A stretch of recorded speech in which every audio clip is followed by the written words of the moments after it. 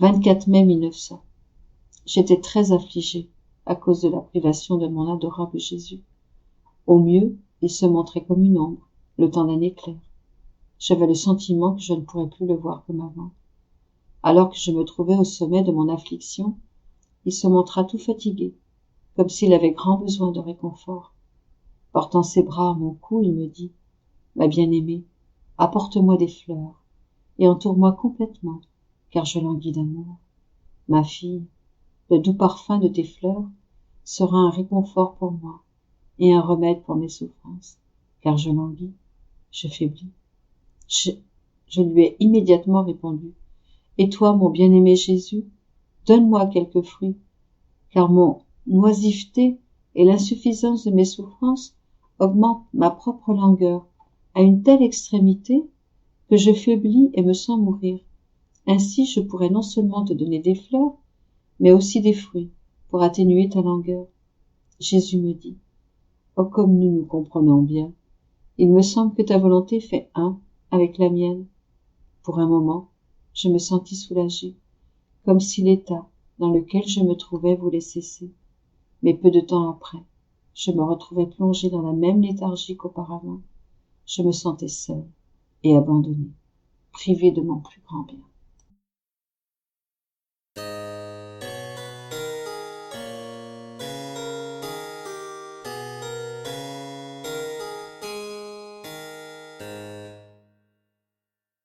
24 mai 1910. Qui vit dans la divine volonté n'est pas sujet aux mutations. Me trouvant dans mon état habituel, j'avais le sentiment d'être vraiment inutile. Je me sentais incapable de dire quoi que ce soit, ni sur le péché, ni sur la froideur, ni sur la ferveur. Je voyais tout de la même manière. Je me sentais indifférente à tout, ne m'occupant de rien, sauf de la sainte volonté de Dieu. Et tout cela sans anxiété, dans le calme le plus parfait. Je me disais, dans quel piteux état je suis, si au moins je pensais à mes péchés. On dirait même que j'en suis contente. Oh mon Dieu, dans quelle misère je suis plongée. Pendant que j'entretenais ces pensées, mon Jésus bien-aimé vint et me dit « Ma fille, ceux qui vivent ici-bas et respirent l'air que tout le monde respire sont forcés de ressentir les diverses variations du climat. Le froid, la chaleur, la pluie, la grêle, les vents, les nuits, les jours. Mais ceux qui vivent là-haut, où l'air n'existe plus, ne sont pas soumis aux variations du climat, car là, il n'y a que le jour parfait. Ne ressentant pas ces mutations, ils ne s'inquiètent de rien du tout. Il en est ainsi pour celle qui ne vit que de l'air divin. Puisque mon être n'est pas sujet au changement, mais est toujours le même, toujours en paix et en parfait contentement, qu'y a-t-il d'étonnant que celle qui vit en moi, de ma volonté et de mon propre air, ne s'inquiète de rien du tout? Préférerais-tu vivre ici-bas comme le fait la majorité, c'est-à-dire hors de moi, avec de l'air humain, des passions, etc. « 24 mai 1911. Louisa possède dans son âme la capacité d'infuser le bien, la vertu, l'amour, la patience et la douceur dans les âmes, sans rien diminuer en elle-même. Je pensais à l'incompréhensible grandeur et à la divine sagesse qui, en nous donnant ces biens, ne diminue en rien. Au contraire, il semble qu'en donnant, elle acquiert la gloire que la créature lui donne de par le fait d'avoir reçu les biens du Seigneur. En venant, mon bienheureux Jésus me dit « Ma fille, toi aussi tu possèdes ce don, non dans ton corps, mais dans ton âme, ce don qui t'est communiqué par ma bonté. En effet, en essayant d'infuser le bien, la vertu, l'amour, la patience et la douceur dans les âmes, tu ne diminues pas du tout. Au contraire, en les infusant dans les autres, si tu vois que ces âmes en profitent, tu jouis d'une plus grande satisfaction. Donc, ce que tu es par grâce dans l'âme, je le suis par nature, et non seulement des biens des vertus, mais de tous les biens possibles, naturels et surnaturels, et quels qu'ils soient.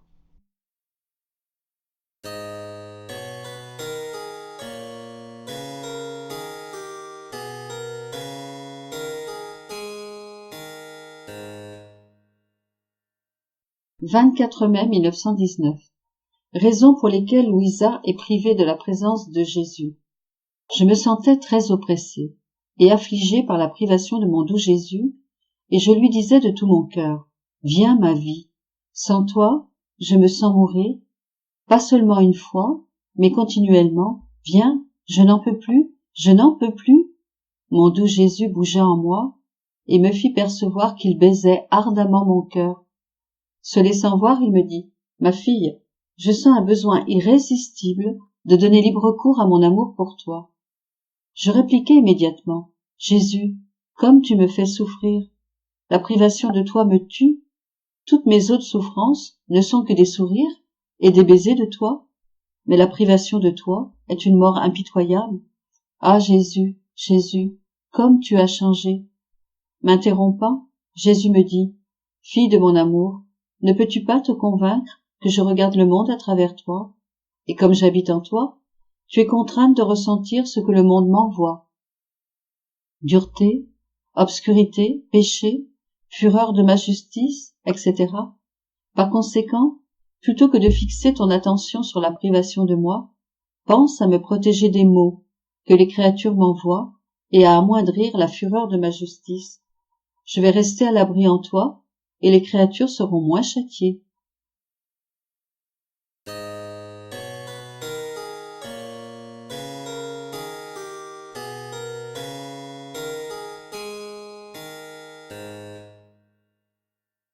24 mai 1920.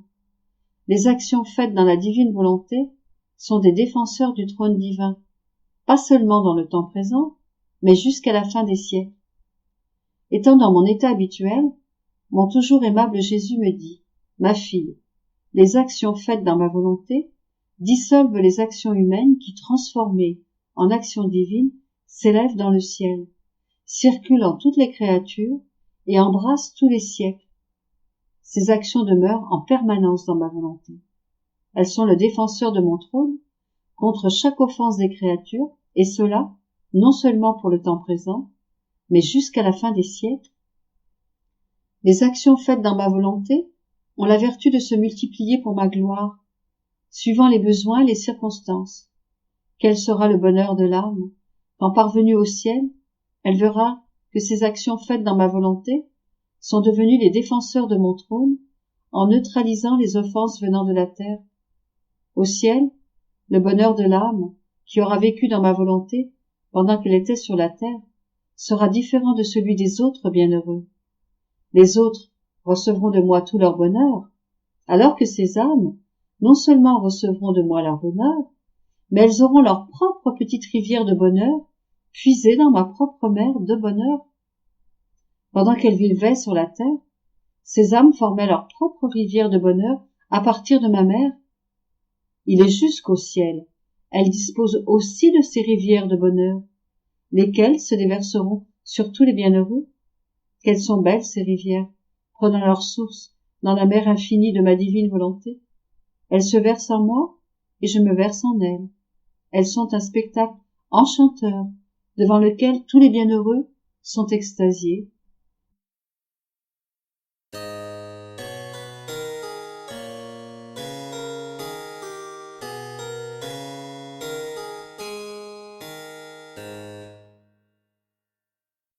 « 24 mai 1924.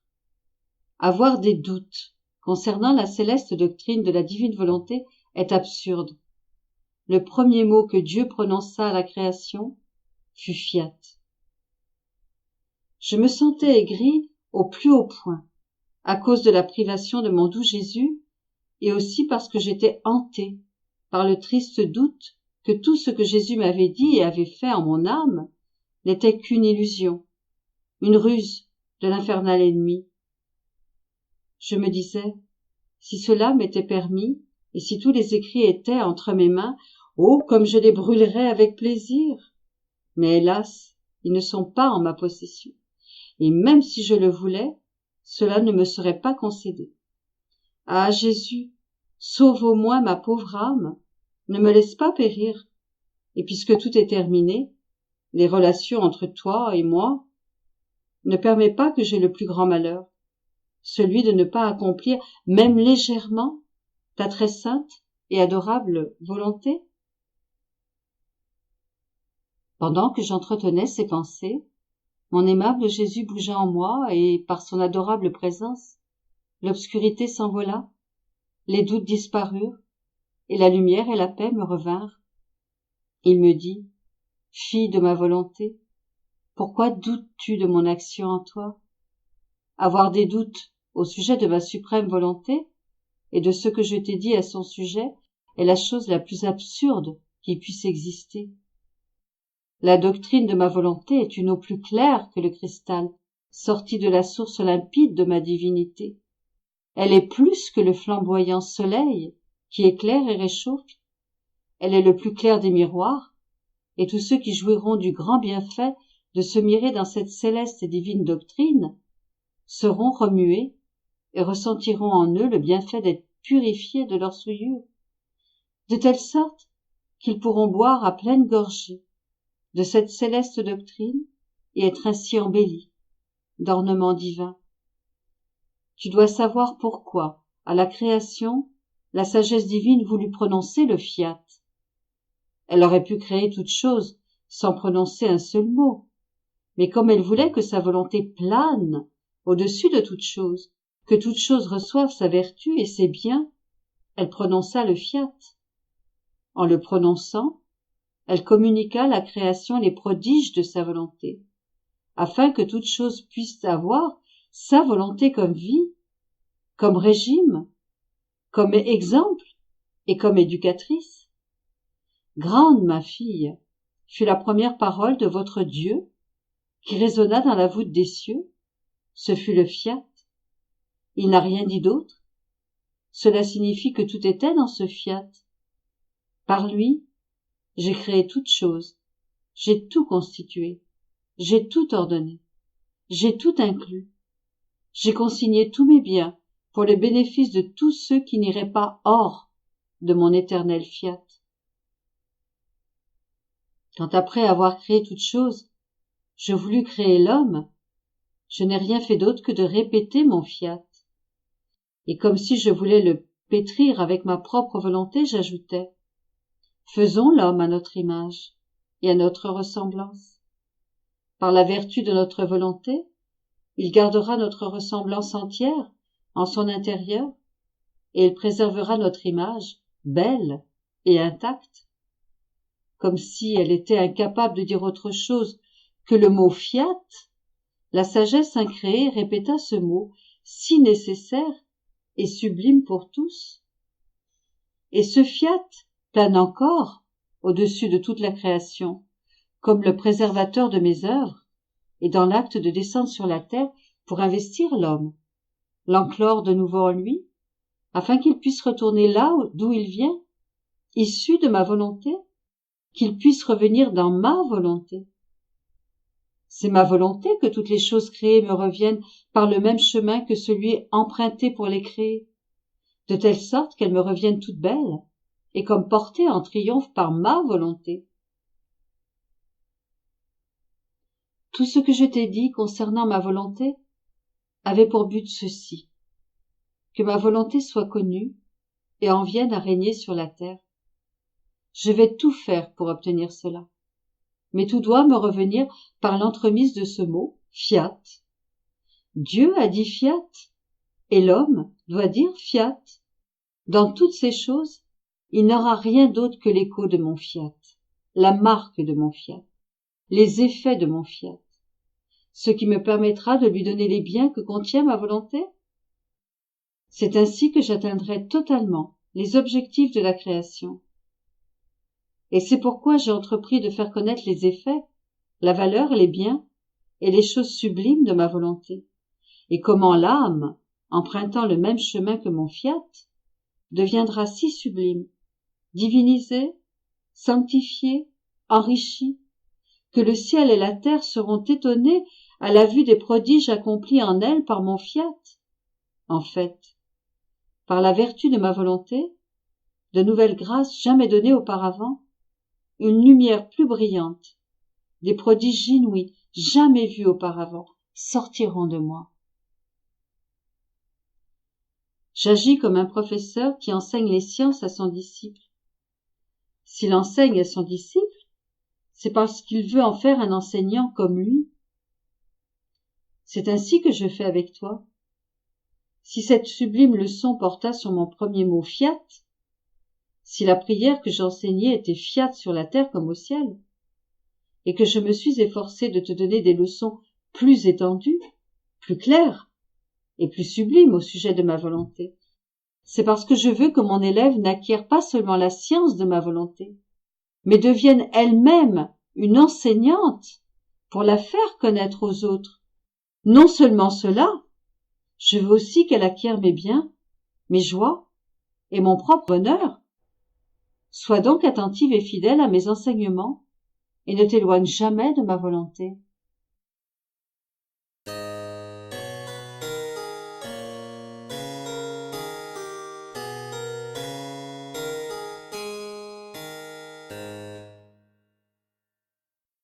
« 24 mai 1927. L'offrande de son travail dans la divine volonté. La créature qui vit en elle forme de nombreux actes de vie divine et possède la vertu de dédoublement.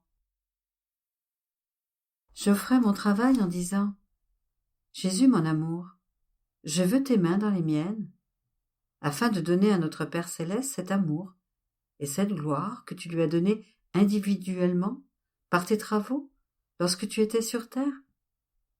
Je veux aussi m'unir à toi, lorsque toi, le Verbe du Père, tu participais de toute éternité avec le Père à ses propres œuvres, et que tu aimais d'un amour réciproque et une égalité parfaite. Je veux te glorifier de cette même gloire, avec laquelle vous vous glorifiez entre les trois personnes divines. Mais je ne suis pas encore heureuse. Je veux placer mes mains dans les tiennes, afin de pouvoir me couler avec toi dans ta volonté. Je veux me couler dans le soleil, pour te donner la gloire de la lumière, de la chaleur et de la fécondité du soleil. Je veux me couler dans la mer, pour te donner la gloire de ses vagues et de son continuel murmure. Je vais dans l'air, pour te donner la gloire du chant des oiseaux, dans le ciel bleu pour te donner la gloire de son immensité. Et ma voix coule dans le scintillement des étoiles pour te dire « Je t'aime ». Je veux me couler dans les champs de fleurs pour te donner la gloire et l'adoration de leur parfum. Il n'y a pas d'endroit où je ne veux aller pour que tu puisses entendre ta petite fille qui t'adore, t'aime et te glorifie partout. Je disais cela et bien d'autres choses lorsque mon doux Jésus se manifesta en moi et me dit « Ma fille, je sens en toi ma propre gloire, mon amour, ma vie et mes travaux. Ma volonté centralise tout en toi. Mais aussi, lorsque tu travailles, ma volonté te prend dans le soleil et tu agis avec sa lumière. Tes mouvements coulent dans les rayons du soleil, et lorsque sa lumière est diffusée, tu diffuses la gloire et l'amour de ton Créateur. Comme il est beau de voir ma fille dans toutes mes œuvres, pour me donner l'amour et la gloire que contient chacune d'elles. Et comme ma volonté possède la vertu de dédoublement, elle te dédouble également, pour que tu puisses te trouver dans la mer, dans l'air, dans les étoiles, partout, afin de m'aimer et d'être aimée et glorifiée. Ma fille, pour chaque acte que la divine volonté accomplit en union avec l'âme, une vie divine est formée, et comme ma volonté est divine, elle ne peut faire moins que former des vies divines dans tes actes, de telle sorte que là où elle règne, lorsque l'âme travaille, parle, pense, que son cœur bat, etc., ma divine volonté est à l'œuvre, et ses pensées, ses paroles et ses battements de cœur coulent dans ceux de la créature, afin d'y former premièrement son acte, sa parole, pour ensuite donner une place à sa vie divine.